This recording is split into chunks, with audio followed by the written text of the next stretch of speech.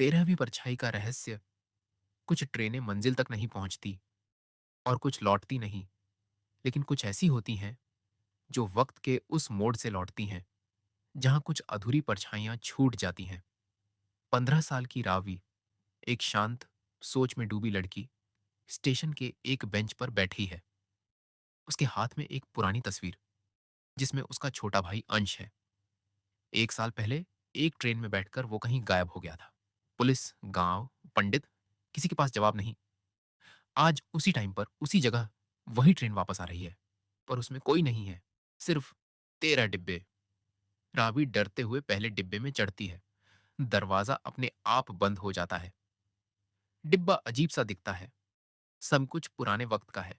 दीवार पर घड़ी रुकी हुई, 9:13 पर। एक परछाई सामने खड़ी है। परछाई, तू आई है किसी को ढूंढने, पर खुद खो जाएगी। बताओ, तुमने आखिरी बार अपने भाई से क्या कहा था? रावी जवाब देती है, चुप रहो, मैं पढ़ रही हूं। डिब्बे की दीवार कांपती है और एक रास्ता खुलता है अगले डिब्बे का। हर डिब्बे में एक परछाई, एक सवाल, एक डर। एक डिब्बा जिसमें सारे लोग उल्टा चलते हैं। एक डिब्बा जिसमें रावी की मम्मी की आवाज गूंजती है, वो तेरा दोष नहीं था। एक डिब्बा जिसमें कई आईने लगे हैं और रावी खुद को बूढ़ा, बच्चा और भूत बनते देखती है। एक में अंश का खिलौना रखा है, लेकिन वो खुद नहीं। हर डिब्बे से निकलने के लिए उसे अपने अंदर की गलती या डर स्वीकार करना होता है। रावी को अंश की आवाज सुनाई देती है, दीदी, ये ट्रेन मुझे ले जाएगी। वो भागती है। डिब्बे में अंधेरा है। दीवार पर लिखा है, अगर किसी को बचाना है तो खुद को खोने के लिए तैयार हो जाओ। एक डिब्बा जिसमें रावी को खुद की मौत का सपना दिखता है। एक डिब्बा जहां वो देखती है कि उसकी गलती से अंश बाहर अकेला चला गया था। उस दिन वो खुद को माफ नहीं कर पा रही।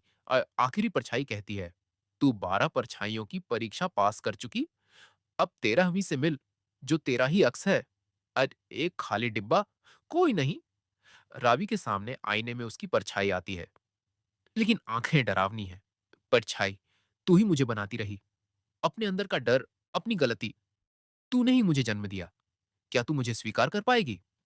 रावी रोते हुए कहती है, हाँ, मैंने गलती की, मैं डरती थी, लेकिन अब नहीं। मैं तुम्हारा सामना कर रही हूं। आईना टूटता है। डिब्बे की छत से रोशनी फूटती है। ट्रेन रुकती है। स्टेशन पर वही रात है, पर ट्रेन गायब है। रावी अकेली खड़ी है। तभी पीछे से आवाज आती है, दीदी।